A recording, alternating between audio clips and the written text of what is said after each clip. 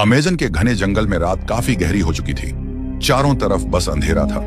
उसी अंधेरे के बीच वह आदमी एक खोखले पेड़ के अंदर फंसा हुआ था। नीचे से पानी धीरे धीरे ऊपर चढ़ रहा था और ऊपर जंगली जानवर खड़े थे जिनके चलने की आवाज साफ सुनाई दे रही थी। उसी पल उसे समझ आ गया था कि अगर वह बाहर निकला तो जान जाएगी और अगर अंदर ही रहा तो भी बचना मुश्किल है। लेकिन वह उस रात बचा कैसे? जंगल में अकेले रहते हुए जंगली जानवरों का सामना कैसे किया और पूरे 15 साल तक जिंदा कैसे रहा?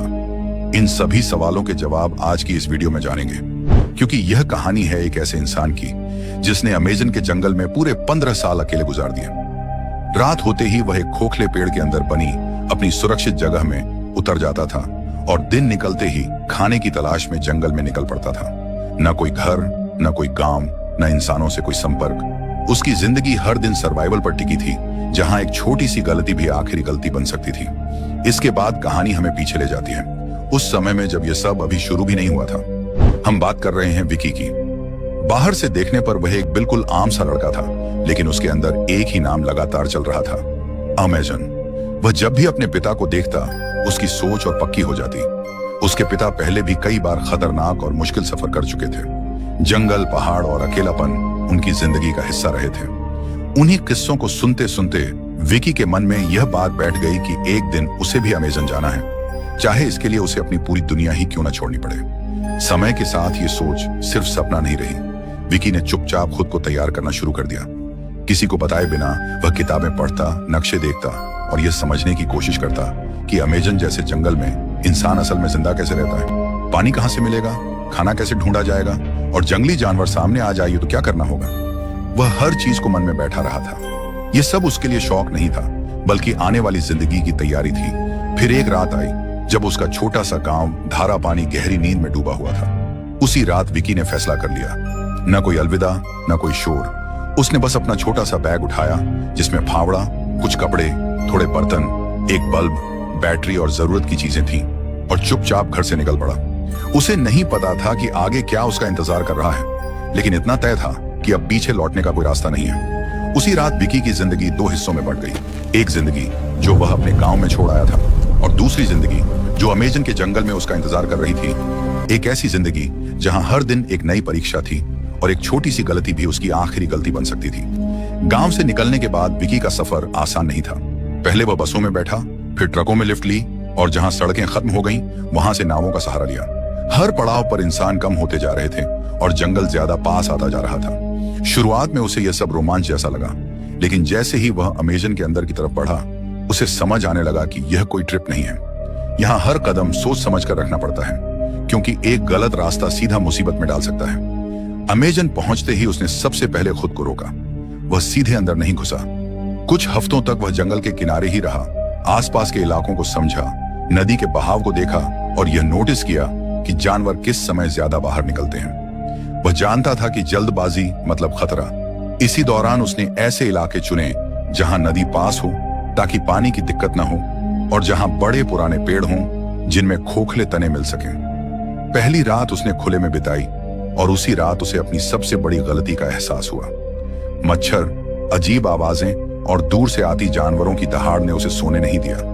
तभी उसे समझ आया कि अगर उसे यहाँ रहना है तो उसे कोई ऐसी जगह चाहिए जहां वह रात काट सके।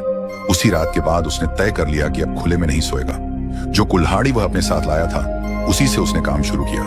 उसने उस बड़े खोखले पेड़ के नीचे जमीन खोदनी शुरू की। यह काम 1-2 दिन का नहीं था। धीरे धीरे, दिन पर दिन, वह करीब 10 फीट नीचे तक खुदाई करता गया। मिट्टी निकालता, सांस लेता, फिर दोबारा खुदाई करता। उसे पता था कि अगर उसे यहाँ रहना है तो यह मेहनत जरूरी है। जब नीचे की जगह तैयार हो गई तो उसने ऊपर की छत पर ध्यान दिया। उसने आसपास के सूखे पेड़ों को काटा और लकड़ियों को एक साथ बांधना शुरू किया। उन लकड़ियों को सिर पर रखकर वह वापस उसी खोखले पेड़ तक लाया।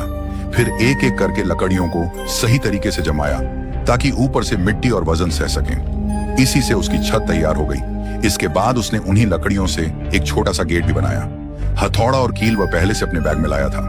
उसी की मदद से उसने गेट को खोखले पेड़ के अंदर ठीक से फिट कर दिया, ताकि रात में अंदर जाते समय वह खुद को बंद कर सके। धीरे धीरे वहां एक मजबूत सा बेसमेंट बन गया, जहां वह बैठ भी सकता था और लेट भी सकता था। आखिरी काम था छुपाव। उसने छत के ऊपर मिट्टी डाली और फिर उस पर हरी घास जमा दी, ताकि ऊपर से देखने पर कुछ भी अलग न लगे। बाहर से वह जगह बिल्कुल जंगल का हिस्सा लगती थी। कोई जानवर, कोई इंसान यह अंदाजा भी नहीं लगा सकता था कि उस पेड़ के नीचे एक इंसान अपनी जिंदगी बसा चुका है। यहीं से विकी का असली सर्वाइवल शुरू हुआ। दिन जंगल में और रात उस खोखले पेड़ के नीचे बने अपने छोटे से ठिकाने में। इसके बाद उसने पहली बार उस जगह को सचमुच अपना घर बनाया। रात होते ही उसने अपने बैग से बैटरी और छोटा सा बल्ब निकाला, बल्ब जलाया और उसे एक सूखे लकड़ी के तने से लटका दिया। पीली सी हल्की रोशनी पूरे छोटे से कमरे में फैल गई। उसी रोशनी में उसने अपना सामान सलीके से रखा। जो जगह अभी तक बस एक गड्ढा थी, अब वह रहने लायक घर बन चुकी थी। फिर उसने अपना बिस्तर निकाला, जमीन पर बिछाया और लेट गया। बाहर ऊपर जंगली जानवरों की आवाजें आ रही थीं, लेकिन पहली बार उसे थोड़ा सुकून मिला। सुबह हुई तो उसने बहुत धीरे से आंखें खोली। उसे पता था कि बाहर अभी भी जानवर हो सकते हैं। उसने बिना आवाज किए खोखले पेड़ का दरवाजा थोड़ा सा खोला और बाहर झांक कर देखा। जंगल शांत लग रहा था। तभी उसे भूख का एहसास हुआ। उसने पास रखी लकड़ियों में से एक लकड़ी उठाई और अपने बैग से एक नुकीली चीज निकाली। दोनों को तार से बांधकर उसने एक भाला बना लिया। उसे शिकार करना आता नहीं था, लेकिन पेट की भूख उसे बाहर ले जा रही थी। वह पास की नदी तक गया। वहां उसने देखा कि पानी में कुछ मछलियां साफ दिखाई दे रही हैं। उसने भाले से वार किया, एक बार नहीं कई बार। शुरुआत में हर बार निशाना चूक गया, लेकिन कोशिश करता रहा। आखिरकार उसने मछलियां मार ली और उन्हें उठाकर वापस अपने उसी ठिकाने पर ले आया। उसने अंदर आग जलाई और मछलियों को भूनने लगा। आग का धुआं नीचे भरने लगा तो उसे समझ आ गया कि इसका इंतजाम करना पड़ेगा। उसने ऊपर की तरफ एक छोटा सा छेद बनाया ताकि धुआं बाहर निकल सके। जब खाना तैयार हुआ, उसने पहली बार जंगल में अपना खुद का पकाया हुआ खाना खाया। रात को वह फिर सो गया। बीच रात उसकी आंख खुली तो बाहर जोर की बारिश शुरू हो चुकी थी। बारिश का पानी ऊपर से टपकने लगा। वह तुरंत उठा, बाहर गया और छत पर लगी झाड़ियों को ठीक से जमाया। थोड़ी मेहनत के बाद पानी रुक गया। वह वापस अंदर आया और फिर से सो गया। इसी तरह दिन बीतते गए। एक दिन, फिर एक हफ्ता, फिर एक साल, और देखते देखते उसी खोखले पेड़ के नीचे बने छोटे से घर में रहते रहते उसके 14 साल बीत चुके थे। जंगल अब सिर्फ उसके आसपास नहीं था, जंगल उसकी जिंदगी बन चुका था। धीरे धीरे विकी को अपने घर की याद आने लगी। कई बार रात में लेटे लेटे उसे माँ बाप का चेहरा याद आता, लेकिन वह रुका नहीं। जो जिंदगी उसने चुनी थी उसे निभाता रहा। समय के साथ उसने अपने उसी बेसमेंट को और बड़ा कर लिया। वहां उसने 2 कमरे बना लिए थे। एक कमरे में वह खुद रहता था और दूसरे कमरे में उसने जंगली जानवरों के निशान और यादगार चीजें रखनी शुरू कर दी थी। अलग अलग जानवरों की हड्डियां, दांत, खाल के टुकड़े, सब कुछ उसने उसी कमरे में संभाल कर रखा था। अब उसका हुलिया पूरी तरह बदल चुका था। लंबी दाढ़ी, बढ़े हुए बाल, धूप और जंगल से झुलसा चेहरा। देखने में वह किसी इंसान से ज्यादा जंगल का हिस्सा लगने लगा था। एक दिन वह रोज की तरह शिकार के लिए निकला। चलते चलते उसने देखा कि कुछ लोग जंगल में पेड़ काट रहे थे। वे आपस में बात कर रहे थे। उन्हीं बातों में एक बात उसके कानों में पड़ी। वे कह रहे थे कि इस इलाके से कभी एक लड़का घर छोड़कर चला गया था। विकी वहीं रुक गया। ये बात उसी की थी। उसने हिम्मत करके उन लोगों के पास जाने का फैसला किया। जैसे ही वह उनके सामने आया, वे लोग उसे देखकर घबरा गए। उन्होंने पूछा, तुम कौन हो? तब विकी ने पहली बार किसी इंसान के सामने अपनी पूरी कहानी सुनाई। उसने बताया कि वह कौन है, यहाँ कैसे पहुंचा और इतने साल जंगल में कैसे रहा। उन लोगों ने तुरंत उसके माता पिता को फोन किया। उसके माँ बाप जो सालों से उसे ढूंढ रहे थे, उसी जगह पहुंच गए जहां विकी रहता था। जब वे सामने आए तो वे उसे पहचान ही नहीं पाए। वही लड़का, लेकिन पूरी तरह बदला हुआ। तब विकी ने अपने बचपन की तस्वीरें दिखाई। तस्वीरें देखते ही उसकी मां रो पड़ी। अब उन्हें यकीन हो गया था कि यह वही उनका बेटा है। विकी उन्हें अपना बनाया हुआ बेसमेंट वाला घर दिखाने ले गया। खोखला पेड़, नीचे बने कमरे, उसका छोटा सा संसार, सब कुछ देखकर वे हैरान रह गए। इसके बाद विकी अपने माँ बाप के साथ वापस घर लौट आया। गांव में कोई भी यकीन नहीं कर पा रहा था कि यह वही लड़का है जो सालों पहले चुपचाप चला गया था। उसकी कहानी धीरे धीरे अखबारों और टीवी तक पहुंच गई। हर जगह उसी की चर्चा होने लगी।